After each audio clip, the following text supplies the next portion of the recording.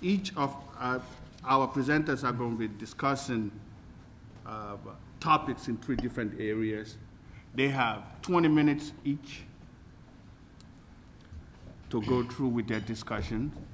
And please save the questions until they get done.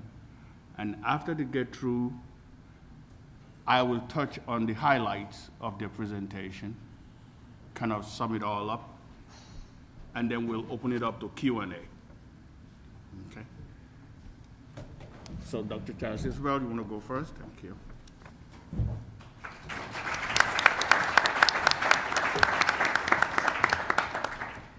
From the suggested themes for this conference, I have chosen countering terror, radicalism, and violence. I apologize to those of you from Texas who did not know that terror is a bisyllabic noun. I begin by stating 2 basic principles. Number 1, violence perpetrated in the name of God is morally wrong. Number 2, violence by any religious group must be countered by insiders. That is, members of one religion cannot solve the problem of radicalism and terror for another group, but must address the problem within their own family. Only then can the answer to worldwide violence be sought cooperatively by moderate representatives of all faiths working together across the boundary lines that separate us. I want to start with some basic definitions for the terms that I'm going to use to describe the Jewish people who are involved in terror. I've chosen the Hebrew word Haredim, and I will use the word Islamist for the extremist Muslims. By choosing these 2 words, I intend no disrespect for modern Orthodox Jews or for devout Muslims who choose a traditional religious lifestyle for themselves. Rather, I am using the words to describe those who stake out extreme positions based upon false interpretations of sacred texts like the Quran or the Torah, and then use those views to support a radical political ideology. In my studies of Mr. Gülen, which only began with the announcement of this conference, I was struck by his courage in denouncing acts of Islamicist terror against non-Muslims. But I confess that for me, an equally great tragedy is the fact that the world seems not to notice the large number of faithful Muslims who are killed by their extremist co-religionists. These 2 deeds of terror, a peace-seeking Muslim murdered by an extremist Muslim who opposed him politically, and a peace-seeking Jew murdered by a fellow Jew who claimed to be acting in the name of God, also because of a political disagreement, both bring great shame to their respective religions. They also highlight the truth of one of the clearest pronouncements I have found by Mr. Gülen. A Muslim must not be a terrorist, and a terrorist cannot be a true Muslim. May I respond? A Jew must not be a terrorist, and a terrorist cannot be a true Jew. The worst sin in both Judaism and Islam is the worship of any deity except the one who alone is God, who alone has the power to create life, to determine who will live and who will die.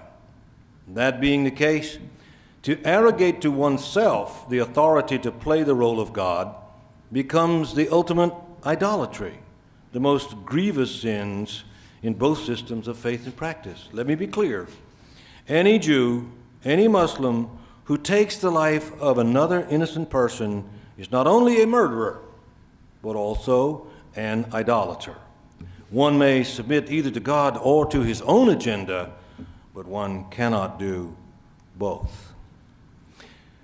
I wanted to talk very briefly about the threefold formula that Mr. Gülen proposes of education, which I believe has to replace indoctrination, and interfaith dialogue, by which I think he means not talking to each other, but dialoguing with each other, and a true dialogue that doesn't produce either a winner or a loser, but the kind of open and honest dialogue that I think we're having here to exemplify what the rabbinic dictum says, iron sharpens iron, by which is meant that a true dialogue teaches participants to respect the ideas of their opponents, even as the opponents are gaining respect for them.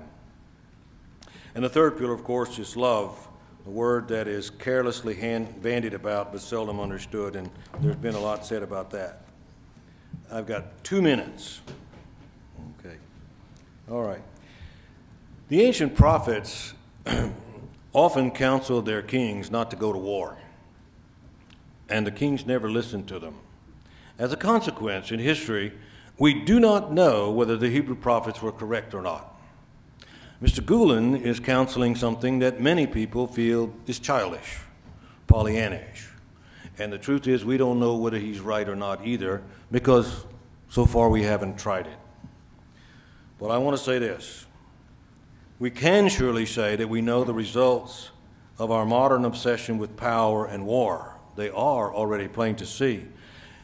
Left unchecked, no one could doubt that violence and terror will bring us to a chaotic end. The ultimate definition of insanity, to continue doing what we've always done, hoping for a different result. So I call upon my Jewish brothers and sisters who follow in every prayer service, who are reminded to love the Lord and to love our neighbors as ourselves. I call upon my Christian brothers and sisters who follow the Prince of Peace, and I call upon my Muslim brothers and sisters who know in their hearts that no one can submit to Allah while murdering those whom Allah has created, to seek the threefold path to peace that Gülen has articulated so clearly. Thank you. Thank you.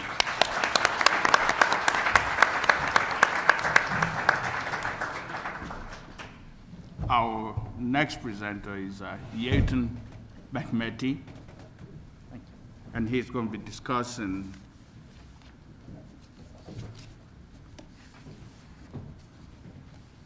what's your topic?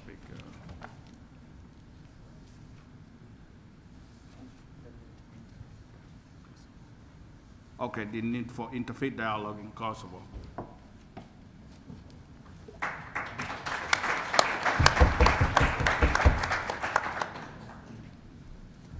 Mr. Chairman, ladies and gentlemen, there are 3 questions that I'm going to address today. Why interfaith dialogue is so important in Kosovo? What is the contribution of Gulen Movement in this context? And how Gulen's teachings provide a platform for dialogue and tolerance in Kosovo? Religion plays an important role in our society. Perhaps the main reason for seeing religion as such a decisive factor is because many of the world's problems have originated from religious misunderstandings and the lack of religious tolerance. If we fail to understand the significance of religions, they may result in bad consequences. This is best illustrated if we have a look back and see the destruction of 218 mosques by the Serbian army during the conflict period of 1998-99, and then the destruction of many Serbian Orthodox churches by Kosovars right after the war as a sign of revenge. In this context, it is also worth mentioning the turmoil of March 17 and 18, 2004, when a revolt of Kosovars led to the burning of Serbian Orthodox churches in Kosovo, and triggered the revenge of Serbs who burned down a number of mosques in Belgrade and Niš. This should be an alarm, at least for religious leaders, that there is something wrong